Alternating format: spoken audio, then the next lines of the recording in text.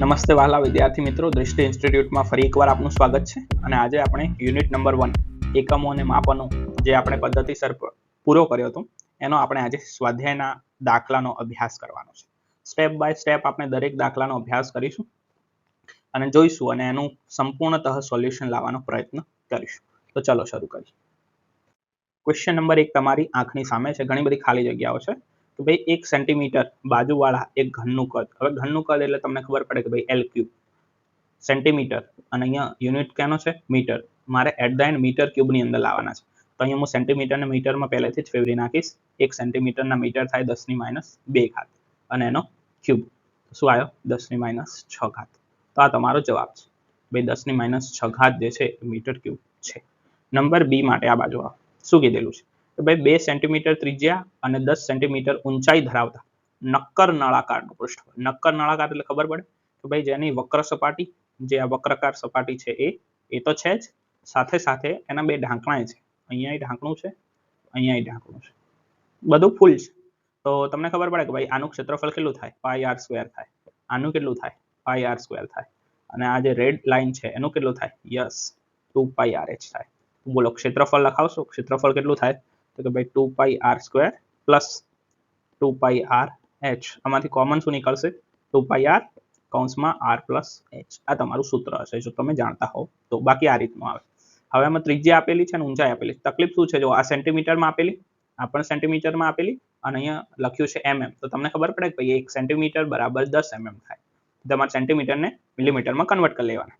બોલો 2π એટલે 3.14 લખી દો. 1 મિનિટ રબરથી પૂછી નાખી. હા ચલો 2 3.14. આરની કિંમત બોલો. આરની કિંમત છે 2 ની જગ્યાએ 20 લખું, 10 વડે ગુણી નાખ્યા. r ની જગ્યાએ 20 અને વત્તા h ની જગ્યાએ 10 સેન્ટીમીટરના 10 વડે ગુણીને 100 લખી દો. મિલીમીટરમાં મેં કન્વર્ટ કરી નાખ્યું. મારું કેલ્ક્યુલેટર કાઢ્યું યસ ગુણાકાર પ્લસ ધીસ. તો જવાબ આવી ગયો 15,072 બરાબર 1.5 × 10⁴ મિલીમીટર સ્ક્વેર. ડન છે. તો ધીસ ઇઝ અવર આન્સર. હવે આવો નંબર સી તરફ કે ભાઈ 18 કિલોમીટર પર અવર, 18 કિલોમીટર પર અવર એમાં એક વાહન ગતિ કરતું હોય તો 1 સેકન્ડમાં કેટલા મીટર અંતર કાપશે. આ તો બહુ ઈઝી છે. 18 કિલોમીટરના મીટર કરી નાખો તો 1000 કરી નાખવાના અને ડિવાઇડેડ બાય અવરના સેકન્ડ કરી નાખો તો 3600 કરી નાખવાના મીટર પર સેકન્ડ. ચલો 0 0 કટ 0 0 કટ 18 દુ 36 2 5 10 શું વધ્યું 5 મીટર પર સેકન્ડ. તો આ જ જવાબ છે. કારણ કે તમને કીધું 1 સેકન્ડની અંદર કેટલા મીટર તો કે ભાઈ 5 મીટર. તમને એવું કીધું હોત કે ભાઈ 2 સેકન્ડમાં તો આ 5 ને તમારે 2 વડે ગુણવા પડતા 5 દુ તો કે ભાઈ 10 મીટર. ક્લિયર છે. આ તો બહુ ઈઝી સવાલ હતો. અને સીસાની ઘનતા સાપેક્ષ ઘનતા આપેલી છે 11.3. તમને ખબર હોય પડે કે ભાઈ સાપેક્ષ ઘનતા એટલે શું થાય. તો સાપેક્ષ ઘનતા એટલે પદાર્થની ઘનતા ભાગ્યા શું થાય પાણીની ઘનતા. હા કે ના. હવે તમને શું કીધું છે તો તેની ઘનતા શોધો. તો પદાર્થની ઘનતા કઈ રીતના શોધાય. પદાર્થની ઘનતા બરાબર સાપેક્ષ ઘનતા ગુણ્યા પાણીની ઘનતા. ચાલશે. મેં શોર્ટમાં લખી દીધું. સાપેક્ષ ઘનતા આપેલી છે 11.3. બોલો પાણીની ઘનતા કેટલી તમારે પહેલા શોધવાનું ગ્રામ ઇન્ટુ સેન્ટીમીટર ક્યુબમાં. તો 1 થાય પાણીની ઘનતા. તો જવાબ આવ્યો 11.3. બીજું શું કીધું તમને બીજું તમારે પદાર્થની ઘનતા તો શોધવાની જ છે પણ કિલોગ્રામ પર મીટર ઘનમાં. તો 11.3 પાણીની ઘનતા કિલોગ્રામ પર મીટર ઘનની અંદર કેટલી થાય 1000. ક્લિયર છે. જવાબ શું આવ્યો તો તમારો જવાબ આવ્યો 11 3 પછી 00 કિલોગ્રામ પર મીટર ઘન. રેડી. ઓકે તો ચલો નેક્સ્ટ જોઈએ 1.2. 1.2 1 kilogram metre square second square ના કેટલા ગ્રામ. આ તો બહુ ઈઝી છે. ચલો 1 નો 1 લખો. બોલો કિલોગ્રામના ગ્રામ બોલો. કિલોગ્રામના ગ્રામ તમને ખબર છે 1000 10 ની 3. ચલો મીટર સ્ક્વેરના સેન્ટીમીટર સ્ક્વેર બોલો. તો 1 મીટર સ્ક્વેરના 100 એટલે 10 ની 2 અને એનો વર્ગ અને ભાગ્યા સેકન્ડના સેકન્ડ તો કે ભાઈ 1. ચલો 10 ની 3 અહીંયા 10 ની 4 ભાગ્યા 1 તો હતા જ. જવાબ શું આવ્યો 10 ની 7. 10 ની 7 જે છે એ તમારો શું છે જવાબ છે. ક્લિયર છે. ઓકે બી બોલો. બી માટે આ બાજુ આવો. બી માં શું કીધું કે ભાઈ 1 મીટર બરાબર કેટલા લાઇટ યર. તો તમને આ તો ખબર છે કે 1 લાઇટ યર બરાબર કેટલા મીટર થાય તો કે ભાઈ 9 યાદ છે કેટલા હતા યસ 9.46 × 10⁻15 મીટર.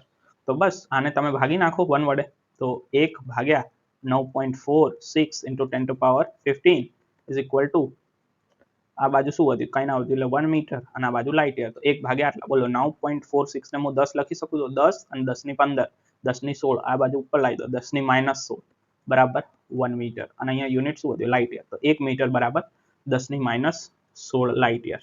ક્લિયર? ચાલશે? ઓકે. નેક્સ્ટ જો નંબર 3 ના કહી શકો તમે, સી આપેલો છે તો સી કહી.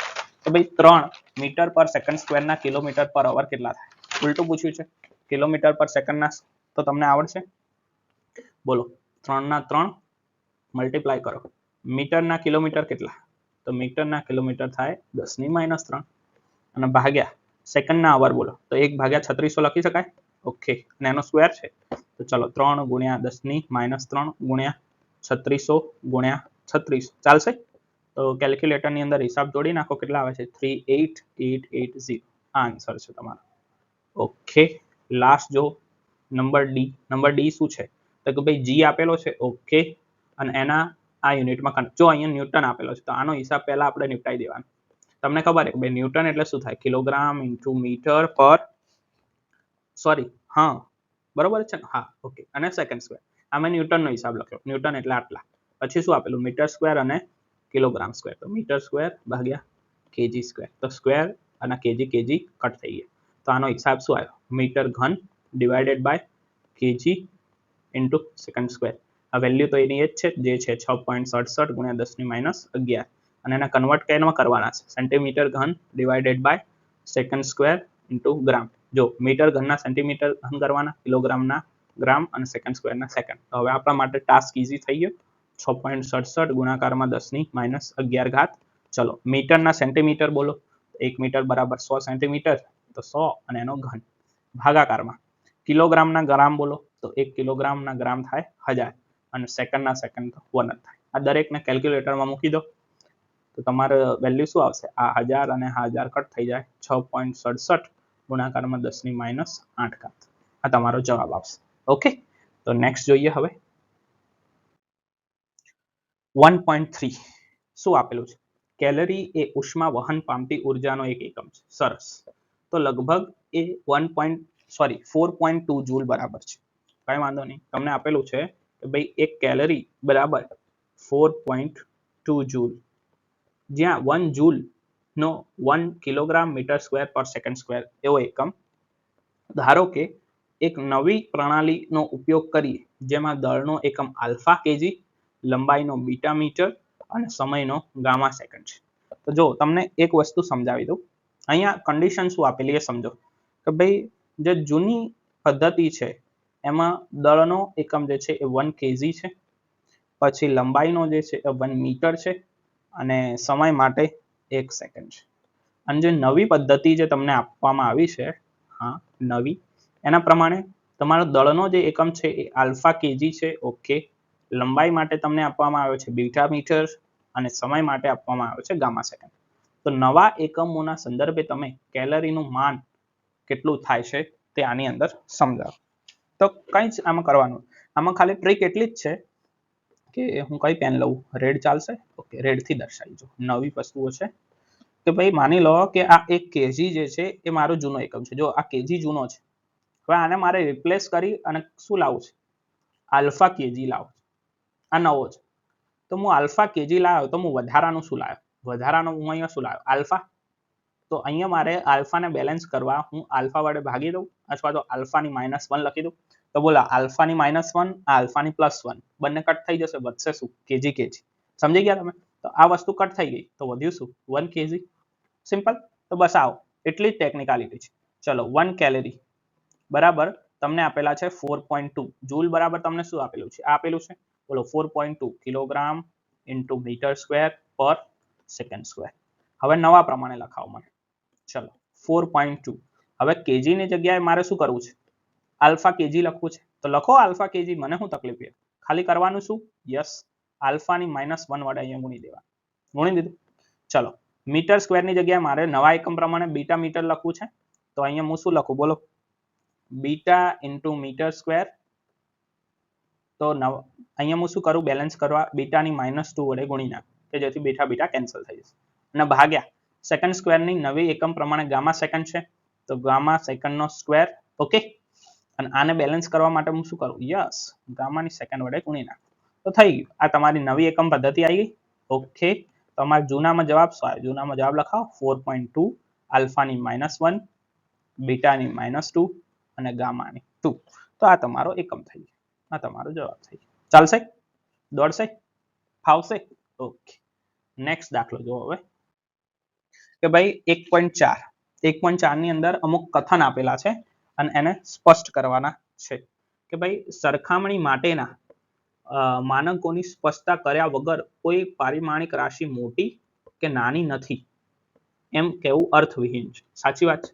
તો આ બાબતને ધ્યાનમાં રાખી અને કેટલાક કથનો ને જરૂરિયાત મુજબ ફરી લખો. હવે આમાં એવું કહેવું છે કે જ્યાં સુધી તમે કોઈ વસ્તુની સરખામણી ના કરો ત્યાં સુધી સ્પષ્ટ ના થાય કે મોટી છે કે નાની છે. જેમ કે હું તમને એમ કહું કે પરમાણુઓ એ ખૂબ જ નાના પદાર્થ છે. આ જો પહેલી લાઈન, પરમાણુઓ ખૂબ જ નાના છે, આની અંદર સરખામણી થયેલ છે ના, તો આ વસ્તુ ખોટી છે. હવે હું એમ કહું કે પરમાણુઓ જે છે એ ઇલેક્ટ્રોનથી ખૂબ નાના છે. લો, તો આ તો વાક્ય ખોટું થઈ ગયું, કારણ કે ઇલેક્ટ્રોન એ પરમાણુ કરતા પણ નાના છે. તમારે લખવું પડે કે ભાઈ પરમાણુઓ એ મનુષ્ય કરતા ખૂબ જ નાના છે, તો વાત સાચી થાય. તમારે લખવું પડે કે ભાઈ પરમાણુઓ એ હાથી કરતા ખૂબ જ નાના છે, તો વાત સાચી થાય. સરખામણી વગર આ વસ્તુ ખોટી થઈ. ચાલો, જેટ પ્લેન એ ખૂબ ઝડપથી ચાલે છે. કોઈ સરખામણી દેખાય છે જેટ પ્લેનની? ના, તો આ વસ્તુ પણ ખોટી થઈ જાય. તમારે લખવું પડે કે ભાઈ જેટ પ્લેન જે છે એ સામાન્ય વિમાનની ઝડપથી એને કમ્પેર કરવાથી ખૂબ ઝડપથી ચાલે છે. બાકી આપણે આનાથી વધારે ફાસ્ટ પ્લેન લઈ આવો તો આ વસ્તુ ખોટી થઈ જાય. જ્યુપિટરનું દળ ઘણું વધારે છે. ઘણું એટલે કે બ્રહ્માંડ કરતા તો વધારે નહીં હોય, તો તમે આવું ના લખી શકો કે જ્યુપિટરનું દળ ઘણું વધારે છે. તમારે લખવું પડે કે ભાઈ જ્યુપિટર ગુરુ ગ્રહનું જે દળ છે એ પૃથ્વી કરતા વધારે છે. તમે એને એવી રીતના લખી શકો. આ રૂમમાં રહેલી હવામાં અણુઓની સંખ્યા ખૂબ જ વધારે છે. આ પણ કોઈ સરખામણી નથી, એટલે આ પણ વસ્તુ ખોટી છે. ચલો, હવે આ નવી વસ્તુ જો, અહીંયા જો ઇલેક્ટ્રોન કરતા પ્રોટોન એ વધુ દળદાર છે. લખ્યું કે ભાઈ ઇલેક્ટ્રોનનું માસ તમને ખબર છે? હા, એ પ્રોટોન કરતા પ્રોટોન જે છે એ વધુ દળદાર છે. તો કે ભાઈ સાચી વાત છે કે ભાઈ પ્રોટોનનું દળ વધારે હોય, ઇલેક્ટ્રોનનું ઓછું હોય. સરખામણી છે તો વાક્ય સાચું છે. અને સેમ પ્રકાશની ઝડપ કરતા, તો કે ભાઈ પ્રકાશની ઝડપ કેટલી થાય? 3 × 10⁸ મીટર પર સેકન્ડ કરતા ધ્વનિની ઝડપ એ ખૂબ જ ઓછી છે. સાચી વાત છે, તો આ પણ સાચું છે. અહીંયા કમ્પેરિઝન છે પ્રકાશની ઝડપ અને ધ્વનિની ઝડપ સાથે. છેલ્લા બે વાક્યો સાચા છે, બાકીના ખોટા છે. તો કઈ રીતના છે એ તમે સમજી ગયા હશો. નેક્સ્ટ 1.5. 1.5 માં લખેલું છે કે ભાઈ લંબાઈનો નવો એકમ એવી રીતે પસંદ કરવામાં આવે છે કે શૂન્યાવકાશમાં પ્રકાશની ઝડપ 1 એકમ થાય. હવે આમાં તમે સમજો કે ભાઈ શૂન્યાવકાશમાં પ્રકાશની ઝડપ 1 એકમ થાય. એનો મતલબ શું થયો? તો કે ભાઈ જે તમારી પ્રકાશની ઝડપ આપેલી છે 3 × 10⁸ મીટર પર સેકન્ડ, આને એ લોકો એવું કહે છે કે આના બરાબર થયું છે 1 એકમ. અને હવે કહે છે કે જો પ્રકાશને સૂર્ય અને પૃથ્વી વચ્ચેનું અંતર કાપતા 8 મિનિટ અને 20 સેકન્ડ લાગતા હોય તો નવા લંબાઈના સંદર્ભે સૂર્ય અને પૃથ્વી વચ્ચેનું અંતર કેટલું થાય? તો આ તો બહુ સિમ્પલ વાત થઈ ગઈ. જો તમને લાગે એટલો અઘરો પ્રશ્ન છે જ નહીં. આ સૂર્ય છે અને પૃથ્વી છે, એટલે ભાઈ અર્થ. ઓકે, અને એના વચ્ચેનું જેટલું પણ ડિસ્ટન્સ હોય એ કવર કરતા કેટલી મિનિટ લાગે છે? તો કે ભાઈ 8 મિનિટ અને 20 સેકન્ડ. ક્લિયર છે? હવે તમે આ 8 મિનિટ ને 20 સેકન્ડ ને પહેલા તો સેકન્ડમાં લાવી દો, તો 8 × 6 = 48 અને 20 મિનિટ બીજી, એટલે ટોટલ 500 સેકન્ડ લાગે. અહીંયાથી અહીંયા પહોંચતા કેટલી સેકન્ડ લાગે? 500 સેકન્ડ. 8 મિનિટને અમે સેકન્ડમાં કન્વર્ટ કરી દીધા 60 વડે ગુણ્યા. એ તો ખબર પડી? ઓકે, હવે એવું કહે છે કે હું આવું લખું જો કે ભાઈ 1 સેકન્ડની અંદર પદાર્થ કેટલું અંતર કાપે? 3 × 10⁸ મીટર પર સેકન્ડ. તો આ 500 સેકન્ડની અંદર આ લાઇટ પદાર્થ શું લાઇટે કેટલું અંતર કાપ્યું? તો તમને ખબર પડી જાય કે આ અંતર કેટલું. તમે આ અંતર શોધ્યું, પણ આ તમારી જૂની એકમ પદ્ધતિ હતી. હવે એમને એવું કીધું કે જે તમે નવી એકમ પદ્ધતિ લખી એમાં આ સ્પીડને તમારે 1 એકમ કહેવાનું. જો કેટલું સહેલું છે કે ભાઈ 1 સેકન્ડની અંદર 3 × 10⁸ એટલે કેટલા? 1 એકમ. તો 500 સેકન્ડની અંદર કેટલું અંતર કાપે? ચલો, ખબર પડી ગઈ? 500 × 1 ભાગ્યા 1 તો કેટલા? 500 એકમ. તો આ તમારો જવાબ છે કે ભાઈ 500 એકમ એ નવી પદ્ધતિ પ્રમાણે અંતર થાય. જૂની પદ્ધતિ પ્રમાણે તમારે શું કરવું પડે? જૂની પદ્ધતિ તમારે 3 × 10⁸ ગુણ્યા 500 કરવું પડે અને જે જવાબ આવે તમારો જવાબ આવે. પણ નવી એકમ પ્રમાણે તો હાવ સિમ્પલ થઈ ગયું, 500 એકમ એક જવાબ, કારણ કે તમે પહેલા કહી દીધું કે ભાઈ સ્પીડ બરાબર 1 એકમ. ક્લિયર છે? તો નેક્સ્ટ સવાલ જોઈએ 1.6. એમાં શું કીધું છે કે ભાઈ લંબાઈના માપન માટે નીચે આપેલ સાધનો પૈકી કયું સાધન એ વધુ સચોટ છે? હવે વધુ સચોટ બતાડવા માટે તમને ખબર હોય તો એક આવતું એલસી, લીસ્ટ કાઉન્ટ, જેને તમે લઘુત્તમ માપન ક્ષમતા કહેતા, એનાથી થોડીક તમને ખબર પડે. જેમ કે જો એક વર્નિયર કેલિપર, જેના વર્નિયર કેલિપરમાં 20 વિભાગ છે, તો આ એક આપણું સાધન છે કે ભાઈ એમાં તમને એવું કીધું છે કે તમારી પાસે એક વર્નિયર કેલિપર્સ છે અને એની અંદર 20 વિભાગ છે. તો જનરલી લોકો એવું ગણતા હોય કે ભાઈ એલસી એટલે શું? તો કે ભાઈ એલસી એટલે એક જે આંકો હોય તો એક આંકાને લોકો કહેતા કે ભાઈ 1 સેન્ટીમીટર ભાગ્યા ટોટલ વિભાગો એટલે 20 વિભાગ છે તો 1/20 આની એલસી બની શકે. Just for example. Number B, એક સ્ક્રૂ ગેજનું પેચ અંતર 1 મિલીમીટર છે અને વર્તુળાકાર સ્કેલ પર 100 વિભાગો છે. તો લોકો એવું કહેતા કે ભાઈ આનું 1 mm અને ભાગ્યા 100. અને નંબર સી, અમે જસ્ટ ખાલી રફલી લખ્યું છે, એક પ્રકાશીય યંત્ર કે જે પ્રકાશની તરંગ લંબાઈ સુધીની લંબાઈ માપી શકે. હવે તમને ખબર હોવી પડે કે ભાઈ તરંગ લંબાઈ સુધીની લંબાઈ એટલે તરંગ લંબાઈની સુધીની લંબાઈનો માપક્રમ હોય 10⁻⁻7 મીટર. તો આને કહેવાય 0.0001 mm. ચાલશે? આને કન્વર્ટ કરો 0.01 mm. આને કન્વર્ટ કરો સેન્ટીમીટરના મીટર કરી નાખો એટલે 10 થઈ જાય. આ મિલીમીટર, તો 10/20 એટલે કેટલા થયા? 0.5 mm. તો આમાં સૌથી ઓછું કયું? એલસી. તો આ જે છે થોડીક વધારે સચોટતા તમને દાખવી શકશે. જો આ તમને ના ખબર હોય તો તમે આ સોલ્વ ના કરી શકો કે ભાઈ જે પ્રકાશની તરંગ લંબાઈ સુધીની લંબાઈ માપવા માટે જે યંત્ર જે છે એનો જે ગાળો છે એ આટલો હોય 10⁻⁻7 મીટર. ચાલશે? ઓકે. તો જવાબ તમારો શું છે? જવાબ તમારો આની અંદર સી છે. નેક્સ્ટ જોઈએ હવે. ઓકે. 1.7 કે એક વિદ્યાર્થી એ 100 મોટવણી ધરાવતા માઇક્રોસ્કોપ વડે માનવ વાળની જાડાઈ માપે છે. ઓહોહો, કેટલી મોટવણી કીધી? 100 મોટવણી. તો મોટવણીનો સિમ્બોલ આ છે, સ્મોલ m. માઇક ચાલુ છે ને? હા. હવે એને એવું કીધું કે તે 20 વખત અવલોકનો નોંધે છે. કોઈ વાંધો નહીં, નોંધવા દો એને. તે નક્કી કરે છે કે માઇક્રોસ્કોપના દ્રશ્ય ક્ષેત્રમાં વાળની જાડાઈ કેટલી છે? 3.5 mm છે.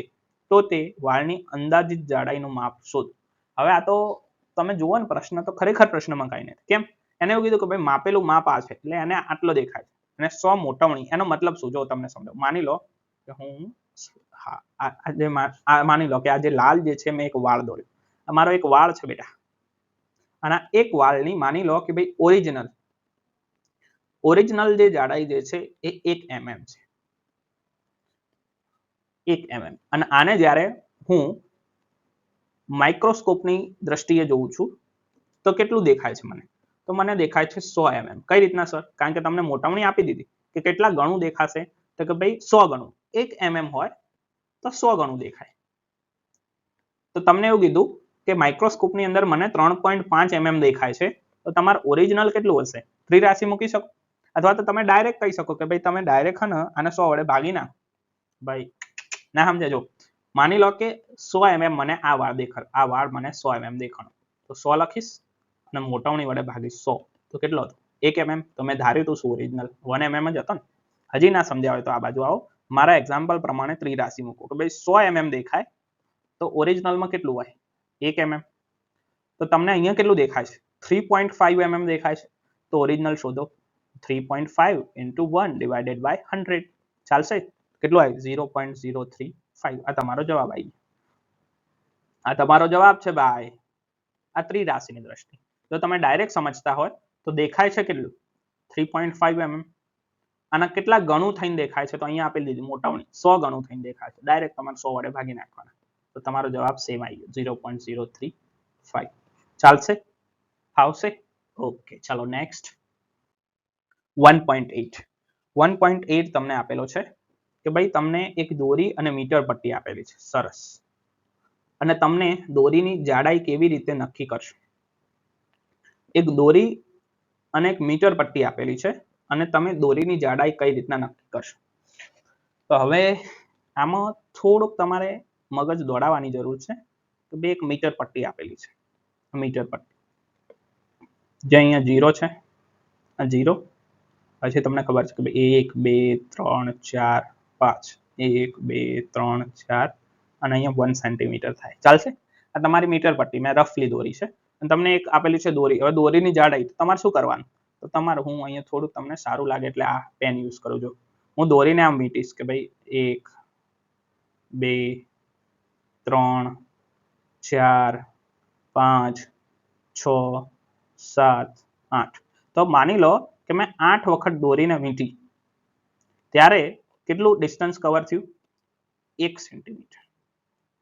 ટૂંકમાં 8 વખત દોરી મેં વીંટાળી ત્યારે 1 સેન્ટીમીટર મારું કવર થયું. તો હવે સિમ્પલ વાત છે કે ભાઈ દોરીની થિકનેસ તમારે માપવી હોય તો તમારે શું કરી નાખવાનું? તો કે ભાઈ એ જે જાડાઈ જે છે એ કેટલી હશે? તો કે ભાઈ 1 સેન્ટીમીટરની અંદર 8 દોરી આવી, તો 1/8 લઈ લો, તો એ તમારી શું થઈ ગઈ? જાડાઈ થઈ ગઈ. આ લોજિકથી તમે આને માપી શકો.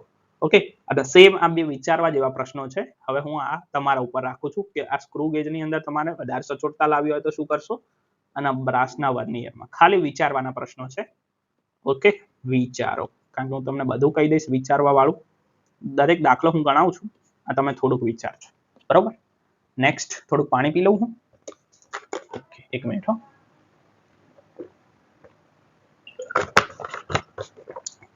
ઓકે, ચલો તો કયો દાખલા આયા આપણે?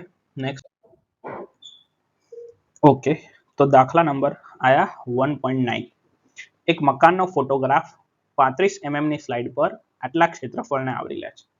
તો એક મકાનનો જે ફોટો જે છે 35 mm ની સ્લાઇડ પર, માની લો કે આ તમારા મકાનનો ફોટો છે, 1.75 સેન્ટીમીટર સ્ક્વેર, 35 mm ની સ્લાઇડ છે જે તમે વિચારતા હોય.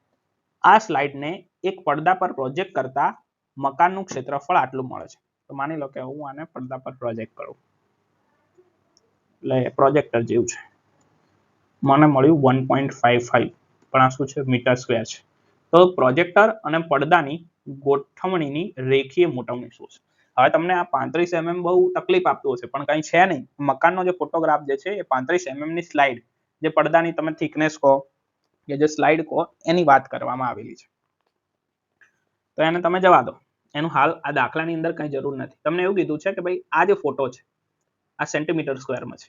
તમે ધોકો ના ખાતા કે ભાઈ 1.75 કરતા 1.55 કેમ નાના છે, પણ આ મીટર સ્ક્વેરની અંદર છે. તો તમને ખબર હોવી જોઈએ કે ભાઈ રેખીય મોટવણી કઈ રીતના શોધાય અને ક્ષેત્રીય મોટવણી કઈ રીતના શોધાય. તો સૌથી પહેલા તો તમારે ક્ષેત્રીય મોટવણી શોધવાની. ક્ષેત્રીય મોટવણી કઈ રીતના શોધાય?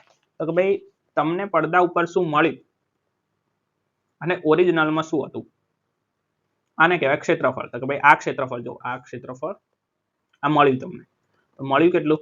1.55 ભાગ્યા હતું કેટલું? તો કે ભાઈ આ, પણ આ જો સેન્ટીમીટર સ્ક્વેરના મીટર સ્ક્વેર કરવાનું ના બોલતા. 1.75 સેન્ટીમીટર સ્ક્વેરના મીટર સ્ક્વેર કેટલા થાય? 10⁻². એના ડાયરેક્ટ લખું 10⁻4. ચાલશે? ઓકે, હવે કેલ્ક્યુલેટરની અંદર આનો હિસાબ કરી દો તો ક્ષેત્રીય મોટવણી તમને 8857.14 મળશે. તો ભાઈ આટલું હતું પડદા ઉપર બતાવ્યું, તો આટલી ક્ષેત્રીય મોટવણી. અને હવે તમને પૂછ્યું છે રેખીય મોટવણી. આ તમને ખ્યાલ હોય તો ઠીક છે, બાકી યાદ રાખજો ભાઈ રેખીય મોટવણી એટલે ખાલી રેખાની એક લેન્થ લઈ લો કાં તો બ્રેથ લઈ લો, અને એના માટે સૂત્ર છે ઇન રૂટ ક્ષેત્રીય મોટવણી. તો જે તમને આ મળ્યું 8857.14, એનું રૂટ લઈ લો. તો એની રૂટ લેશો તો તમને રેખીય મોટવણી જે છે, કેલ્ક્યુલેટરમાં લખો રૂટ લો, કેટલા આયા? 94.11. So this is the answer of this question. Clear? તો જવાબ મળી ગયો છે. નેક્સ્ટ દાખલો જોઈએ. ક્યાં ગયું કર્સર? 1.10. નીચે આપેલા સંખ્યાઓમાંથી સાર્થક અંકો નક્કી કરો. બહુ મસ્ત સવાલ છે કે ભાઈ સાર્થક અંકો જે છે તમારે નક્કી કરવાના છે. ચલો આવો, પહેલું તમે જો પોઈન્ટ વગરની સંખ્યા છે કે પોઈન્ટ વાળી? પોઈન્ટ વાળી. પોઈન્ટ વાળીમાં એક કરતા નાની છે કે એક કરતા મોટી? ચલો એક કરતા નાની. તો એક કરતા નાની હોય તો ડાબી બાજુના શૂન્ય એક સાર્થક અંકો નથી. તો આ નથી, આ નથી, આ નથી. ખાલી જવાબ શું આવ્યો? 1. તો જવાબ આવ્યો 1. હવે આના ઉપર આવો. ચલો આની અંદર શું છે? 10 ની ઘાત છે. સાર્થક અંકોની અંદર કોઈ ભાગ ના ભજવે. 1, 2 અને 3. તો આને સાર્થક અંકો કેટલા? 3. સરસ છે કે નહીં? ચલો પીળો કલર દેખાશે જો. ગ્રામ ઇન્ટુ આ તો યુનિટ તો જવા જ દેવાનો. 1 કરતા નાની છે તો ડાબી બાજુનો 0 એ સાર્થક અંક ન હોય. તો બોલો 1 2 3 4 4 જવાબ. કલર અલગ અલગ લખું છું જેથી તમને ખ્યાલ આવે. પોઈન્ટ વાળી છે તો પોઈન્ટ વાળીની અંદર જો પાછળ 0 છે પણ પાછળનો 0 પણ સાર્થક અંકો હોય કારણ કે પોઈન્ટ છે, દશાંશ ચિહ્ન વાળી છે. તો જવાબ શું આવ્યો? 4. બરોબર જોઉં છું કે ખોટો છું? ઓકે. અને ક્યાં આવ્યા હવે કલર? આ લઈ લઈશું. જો પોઈન્ટ વાળી સંખ્યા છે તો તમારે જોવાનું પહેલું અને શૂન્ય, શૂન્ય સિવાયની છે તો બધા સાર્થક અંકો 1 2 3 4, 4 સાર્થક અંકો છે. અને લાસ્ટમાં બ્લુ કલર લઈ લઈએ. દેખો પોઈન્ટ વાળી, ઓકે, એ દશાંશ ચિહ્ન છે, 1 કરતા નાની છે તો ડાબી તરફના 0 સાર્થક અંકો નથી. આ નથી, આ નથી, આ નથી, આ નથી. હવે 6 થી ચાલુ થયા, પાછળ 2 છે તો આ બધા છે 1 2 3 4, તો 4 સાર્થક અંકો થઈ ગયા. તો ઘણા બધા નિયમો જે છે મેં તમને શીખવાડ્યા હતા અને તમે સાર્થક અંકો કઈ રીતના નક્કી કરવા એ મારો વિડીયો પણ જોઈ શકો છો, જે આ ચેનલ ઉપર અવેલેબલ છે, જો તમને ખબર ના પડી હોય તો. નેક્સ્ટ જોઈએ 1.11. એક લંબચોરસની પાતળી ધાતુની તકતીની લંબાઈ, પહોળાઈ અને જાડાઈ આપેલી છે 1 2 અને 3. એટલે લંબાઈ, પહોળાઈ અને જાડાઈ. તો સાર્થક અંકોને ધ્યાનમાં રાખી અને તકતીનું ક્ષેત્રફળ અને કદ શોધો. હવે લંબચોરસની વાત કરી છે. લંબચોરસની અંદર પાછી તકતી છે એટલે એની થોડીક જાડાઈ છે. 3D ની અંદર આકૃતિ છે આવી કંઈક. મેં અહીંયા દોરવાનો પ્રયત્ન કરેલો છે.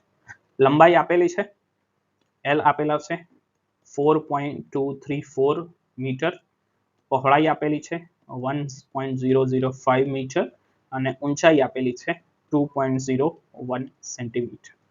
સેન્ટીમીટર આપેલી છે. સેન્ટીમીટરના તમારે મીટર કરી નાખવાના. ચાલશે કે નહીં ચાલે? ઓકે. હવે તમે તમારી રીતે કરી દેજો. હવે આ તો બહુ સહેલો દાખલો છે. હું સૂત્ર મૂકી અને આગળ વધું છું. આ ગઈ પેન ઘડી ઘડી ખોવાઈ જાય છે. હા, હવે જો આની અંદર બે સેમ આવશે. જેમ કે આ ઉપરની બાજુ તમને દેખાય અને આ બાજુ દેખાય. આનું ક્ષેત્રફળ કઈ રીતના શોધાય? તો કે ભાઈ લંબાઈ ગુણ્યા પહોળાઈ એટલે LB વત્તા LB થઈ ગયું આનું ક્ષેત્રફળ. ચલો હવે આ બાજુ આવો, આ બાજુ અને આ બાજુ. તો આ શું થાય? લંબાઈ સોરી પહોળાઈ અને ઊંચાઈ એટલે BH વત્તા આનું પણ સેમ થાય B અને H, BH. અને પીળો કલર તો નહીં દેખાય, કેસરી લઈ લે. દેખો આ પાછળની અંદર શું આવશે? લંબાઈ અને ઊંચાઈ. લંબાઈ અને ઊંચાઈ ક્યાં ગઈ યાર? કર્સર ક્યાં ગયું? ઓકે, અહીંયા છે. હા, તો આ બાજુ આવ્યું લંબાઈ અને ઊંચાઈ LH પ્લસ LH. તમને આવું સૂત્ર બનાવવામાં આવ્યું છે કે ભાઈ 2 times LB plus BH plus LH. તો કઈ રીતના આવ્યું તમને ખબર પડી? બે વખત છે બધી વસ્તુ. હવે LB નું માપ આપેલું છે, BH નું H. દરેક વસ્તુનું તમે કિંમત મૂકી દો. હું ડાયરેક્ટ કેલ્ક્યુલેટરની અંદર મૂકું. મારો જવાબ આવ્યો 8.72 મીટર સ્ક્વેર. ચાલશે? ઓકે, દોડશે. અને કદ તો બહુ સારું છે. કદ બરાબર કરો LBH. L નું ખબર છે, B નું ખબર છે, H નું ખબર છે. હું ડાયરેક્ટ મૂકું છું કેલ્ક્યુલેટરમાં. L, B અને H કેટલા આયા બોલો? 0.0855 ઓકે મીટર સ્ક્વેર. તો ધીસ ઇઝ ધ આન્સર. આગળ જોઈએ હવે 1.12. શું કીધું છે કે ભાઈ એક પ્રોવિઝન સ્ટોરની તુલા વડે ઓકે એક બોક્સનું દળ 2.3 kg મળે છે. હવે આ બોક્સની અંદર આટલા ગ્રામ અને આટલા ગ્રામ દળના સોનાના 2 ટુકડા મૂકવામાં આવે છે. ઓકે, ચલો. તો સાર્થક અંકો સુધી આ બોક્સનું કુલ દળ શોધો. આ તો બહુ સિમ્પલ છે. બોક્સનું કુલ દળ બોલો, લખાવશો મને કોઈ? બોક્સનું કુલ દળ બરાબર બોક્સનું દળ 2.3 kg પ્લસ કેટલા 2 ટુકડા મૂકવામાં આવેલા છે? તો કે ભાઈ એક 20.15 ગ્રામ મૂકવામાં આવેલો છે વત્તા બીજો કેટલો મૂકવામાં આવેલો છે? 20.17 ગ્રામ. હવે તમારે ખાલી આને કેજીમાં કન્વર્ટ કરવાના. 2.3 પ્લસ આને કેજીમાં કન્વર્ટ કરો એટલે કેટલા થાય? 0.02015 પ્લસ આને કેજીમાં એટલે 1000 વડે ભાગો 0.2017. ક્લિયર છે?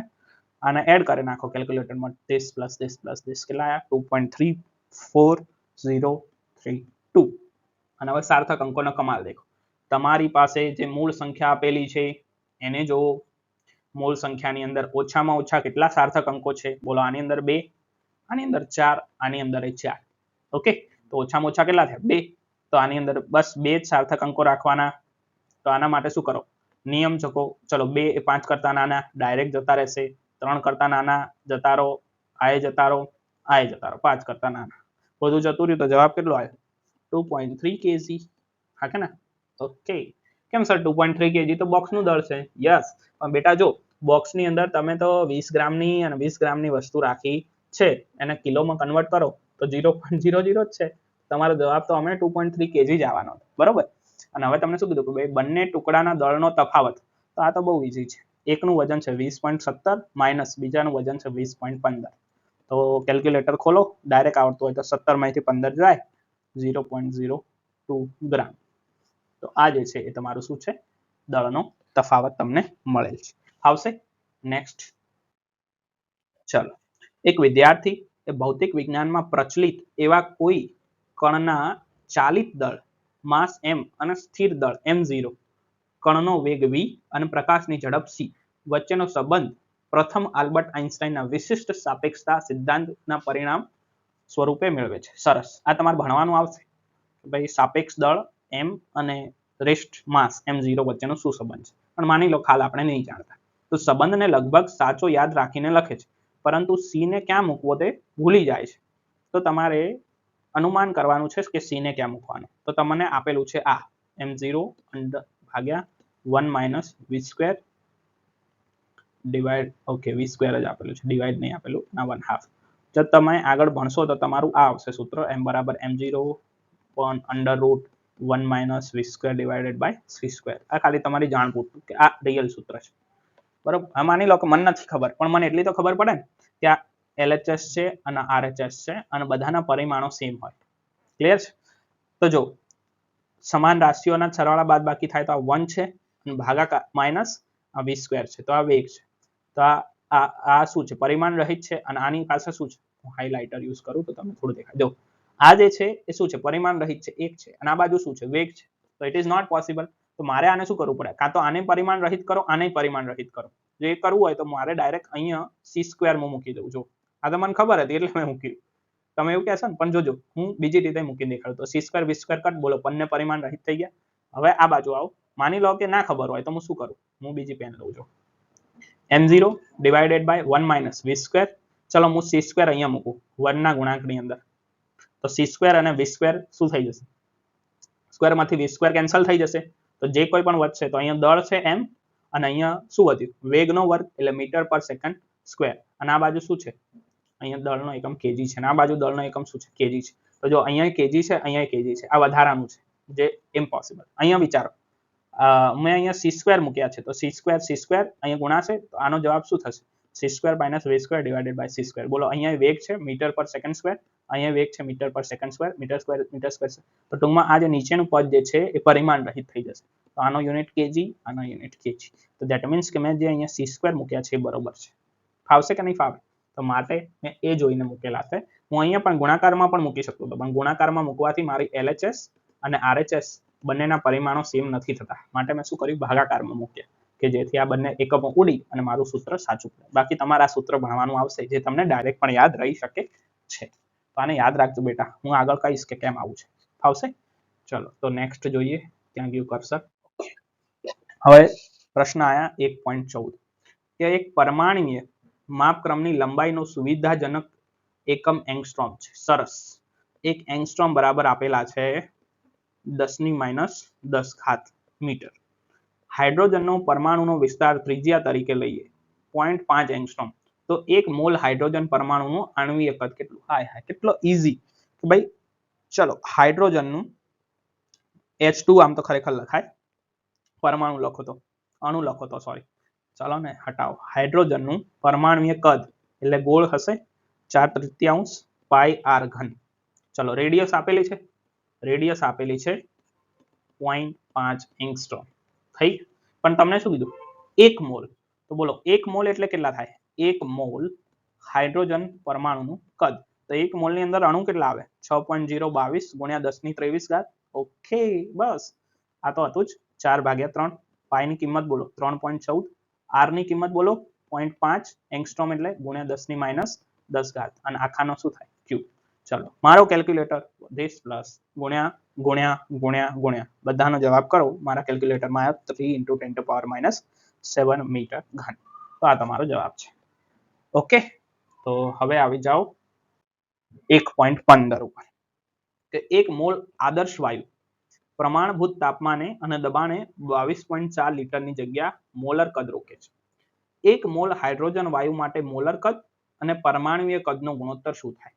આ ગુણોત્તર માટે હાઇડ્રોજન અણુ, જો અહીંયા આપેલું છે અણુ, તો અણુની ત્રિજ્યા આપેલી છે 1, એટલે તમને ખબર પડી અહીંયા H2 થયો. H2 થયો ભાઈ હાઇડ્રોજનનો અણુ, એટલે ગયા દાખલામાં આપ્યું હતું 0.5 અને બીજા 0.5, એટલે થઈ ગયું 1 એંગસ્ટ્રોમ. તો આ પણ તમારે કન્સેપ્ટ ખબર હોવી જોઈએ. બાકી અહીંયા એ પ્રશ્ન નથી, અહીંયા એવું કીધું છે કે ભાઈ મોલર કદ અને પરમાણુય કદનો ગુણોત્તર. તો આ તો મારા માટે બહુ ઈઝી છે, મોલર કદ ભાગ્યા પરમાણુય કદ. પરમાણુય કદ મેં લાસ્ટ ટાઈમ શોધ્યું 4/3 પાઈ આર ઘન, આર તમને આપેલા છે.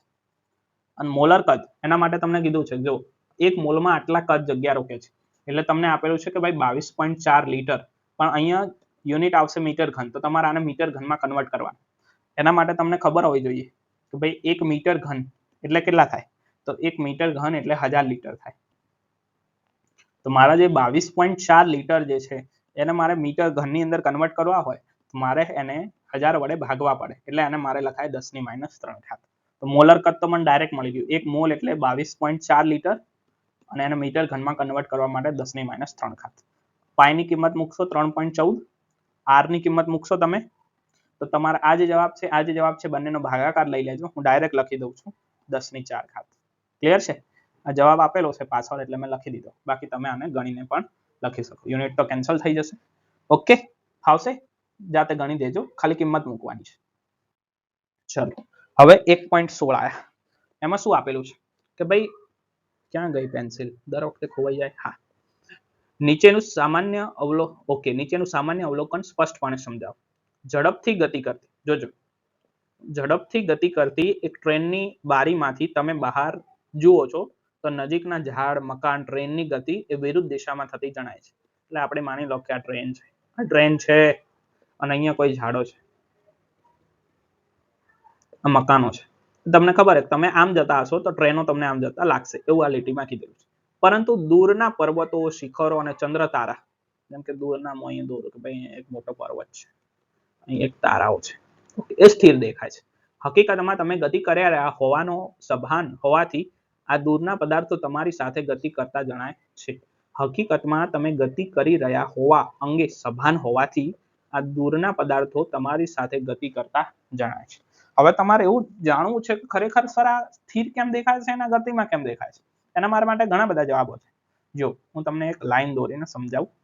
માની લો કે તમે અહીંયા છો, ચંપુ, જે તમારું નામ હોય, અને આ તમારી મેં એક રેફરન્સ લાઈન દોરું છું. અને હવે માની લો કે સ્પીડ તો હશે થોડી ઘણી ટ્રેનની, તો અહીંયાથી તમારી જે આઈ સાઇટ હોય, આઈ સાઇટમાં તમે સમજો, કેસરી કલર લઈ, માની લો કે તમે અહીંયાથી જુઓ આ ઝાડને, અને ટ્રેન આગળ વધી ગઈ, માની લો કે આટલે પહોંચી, તો તમે આ ઝાડને જુઓ, તો આ જે એંગલ બને ને, આ જે એંગલ બન્યો એને તમે કહો થીટા. તો અહીંયા એંગલનું ડિસ્પ્લેસમેન્ટ ઘણું બધું છે. અહીંયા જે એંગલ જે બન્યો ઘણો મોટો છે, એટલે તમને લાગશે કે ઝાડ તો બહુ ફટાફટ પાછળ જાય છે, પણ તમે એ જ વસ્તુને અહીંયા નિહાળો. જો અહીંયાથી તમે આ પર્વતની ટોચને જુઓ, જોઈ, હવે તમે અહીંયા પહોંચ્યા, અહીંયાથી આ પર્વતની ટોચને જુઓ, ઓહો, લગભગ 0.